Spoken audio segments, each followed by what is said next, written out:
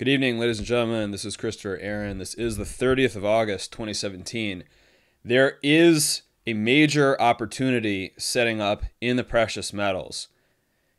I do not believe that gold is going to $5,000 or $10,000 an ounce anytime soon. It may go there eventually, but not anytime soon. However, there is a significant move setting up, and the point of this channel is to show you exactly what is happening on the charts with the current prices of the metals, because after all, even if you're going to go buy physical gold or silver, you pretty much are still having to buy and sell at these prices that appear on the charts. So the point of this channel is not to ignore the fundamentals. We understand the fundamentals that are happening in the background, but it's really to be pragmatic and say, let's look at this major opportunity that's setting up here that we have already been participating in, and let us align ourselves with the highest probability outcome that can be developing here.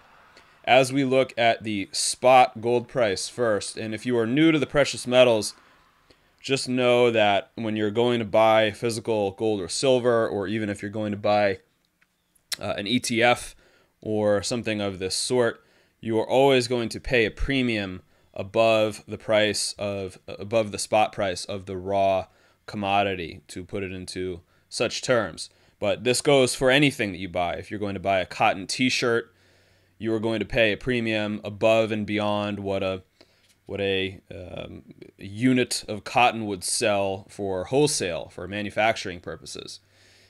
Same thing with food. You are going to pay a lot more for a manufactured, finished food product than the bulk commodity itself, whether that's fish or grain or anything of that sort.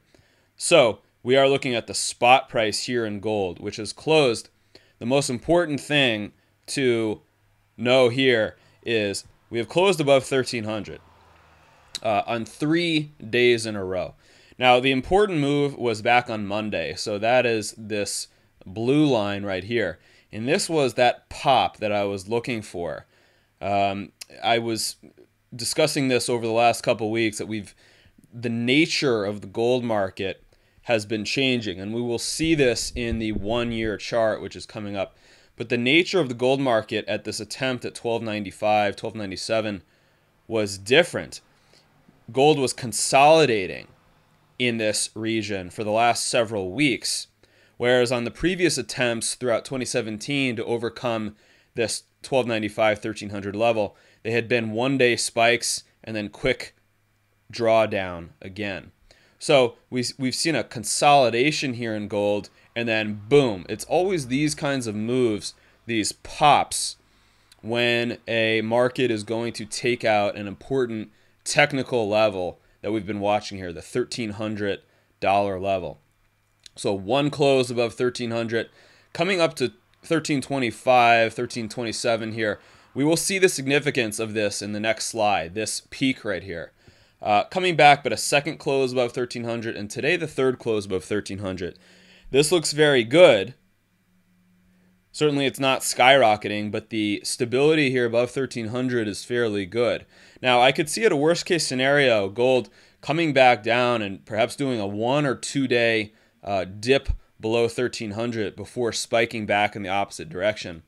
Perhaps just to scare out some people who are being a little bit too short-term oriented here. Sometimes we have a zone of support as opposed to an exact round number.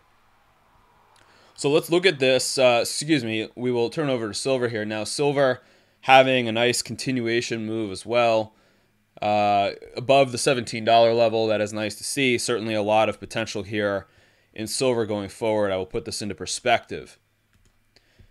Looking at gold, the 1-year chart. Now, there are changes here from what we were looking at a few weeks ago, and we're looking at this, what is looking good, a legitimate breakout attempt. Notice of this long-term downtrend, multiple hits on this. The false breakout, here's what we were talking about in the last slide. A false breakout, so gold had risen above this level and then immediately reversed starting the next day. Here, the most recent attempt, you can see this grinding kind of consolidation here under a key resistance point with a whole number of other leading indicators moving in the right direction. We were looking at gold strong against the commodities. We were looking at some weakness in the gold to silver ratio. All things considered, those data points were saying that the consolidation here below this major resistance was showing a different behavior than the spike highs here of the previous several months. So boom, there was the pop above 1300. Really nice to see holding above that. Now, what is happening right now, this is so key, is that gold, after 3 major attempts here, gold is working on this Trump reversal resistance. This is the zone here that occurred between about 1295 and 1335. These black double lines. And this represents the single highest volume day in gold futures trading history. When this happened, this zone, this spike higher here, back on the election night.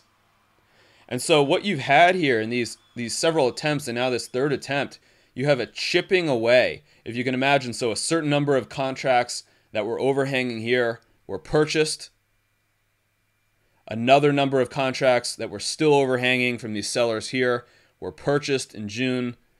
And more contracts were being accumulated here in August before the resistance of sellers was taken out sufficiently. So this is a significant breakout. This was the real significant breakout just a few weeks ago from the long-term downtrend. The secondary breakout here above 1300 is important for confirmation. So what do I expect? Now, when we look going forward here throughout the rest of the year, we're going to cover just the short term here. These dashed lighter black lines correspond with each of these swing highs that we saw back in 2016. Each of these swing highs, all things considered, should be expected to form some sort of short-term resistance, some short-term reversal. This could be only for a couple days at a time, but we will be paying attention to each of these resistance levels here, starting with 1345, then getting up to about 1355, 1372, and finally 1378. So what I think is developing here is at any point we could have a retest of the 1300 level, perhaps a few dollars below just to scare everyone out. But this looks like really good technical action to me here. And then I think we're going to see a continuation of this breakout as gold starts chipping away of each of these short-term peaks. And it'll probably skip one or two along the way and kind of blow through a few of these resistance zones. We'll probably get back up to that 1378 level before something of more of a serious short-term correction here to scare everyone out, convince a lot of people that this was a double top. I do not think it will be. And that will finally be blown through, most likely on the second major attempt of this series. So this is all coming up over the next 3 to 6 months. And I will tell you that when gold breaks through 1378, which I expect either later this year or early next year, you will have a tremendous amount of new technical-based buying coming into this market. We have higher targets for next year, but this is what to expect, something of a 2 steps forward, 1 step back, hitting each of these resistance levels here over the next few weeks to few months. Any sort of a close back below 1260 at this point would radically change the thesis, but I do not believe that is going to happen. I think people who are ignoring this long-term downtrend breakout here and are only focusing on the fact that, well, gold is still not above where it was in 2016, I think they are missing what is developing. So this is an opportunity right now to be participating in this market before a whole lot of momentum picks up later this year. That is my take on it. Silver, looking at silver here, breaking through this primary downtrend that we had seen form from the April high from 1850. Silver is lagging gold on a relative basis. And how do we know that that is true? It's because this peak here in November represents the Trump reversal resistance. Gold is already at that level, and look at where silver is, significantly still below that level. This resistance comes in here between $18.50 and $19. So there is a lagging happening in silver on a short-term basis. So as gold works its way back up toward 2016 highs, what do I think is setting up for the silver market is a move most likely back to this $18.50 to $19 level. It looks to me like silver will continue to lag gold over the short run here, over the next few weeks to few months. Now, what I predict is that when gold gets back to its 2016 highs and we see silver still perhaps $1 or $2 below 2016 highs, there will be a large call out in the media declaring that the entire move in the precious metals is suspect or false because silver is, quote, not confirming gold's move. That's what I suspect we will see from the mainstream investment media at that time that gold is challenging the recent highs. They are going to be wrong about that. Silver does not need to confirm every single move for gold across every single time frame. It is perfectly normal. We see countless examples of this throughout history that will not be mentioned when you see these articles coming out probably later this year that will mostly scare a lot of new people away from this market, especially if silver lags perhaps even a little bit more than I anticipate. So we can look at these examples. For example, here, 2008 to 2011. Gold, this was the high that gold had made here at $1,000 an ounce. I do apologize, the y-axis here for the prices here is covered up, but it's the relative performance that's most important here. Beginning of 2008, gold peaked just above $1,000 an ounce. A year and a half later, it finally exceeded that level clearly, coming up to $1,225. And what happened to silver during this time? The $21 peak from 2008 was not exceeded. In silver, it only got up to about $19. And so a lot of silver investors were really frustrated here seeing gold lead, and a lot of people were coming out and saying, well, silver's not confirming gold's move, so therefore, sell all your precious metals or, dump all the miners right now. And what was the result after this lagging in silver? Of course, silver continued to lag for another 8 months here as gold continued to make new highs. And then, boom, in the flash of an eye, or more like 6 months, silver tripled in value from about 17 up to nearly 50.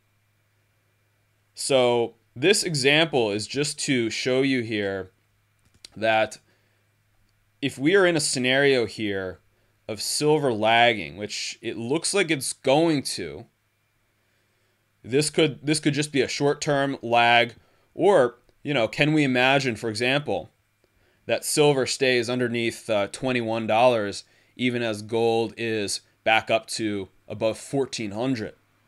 It would really frustrate a lot of people. And then perhaps if gold corrects back down to $13.75, silver corrects all the way back down to 18 or 17, it would really frustrate a lot of people. This is just to say, though, if you're a silver investor, most of the work in being a silver investor is done in the waiting part of the game, in the lagging part of the game, and then the rewards come very quickly, but they come rather suddenly. So you just have to expect this from a mental standpoint, from a psychological standpoint. I do think the metals look good from a technical standpoint here over the rest of the year.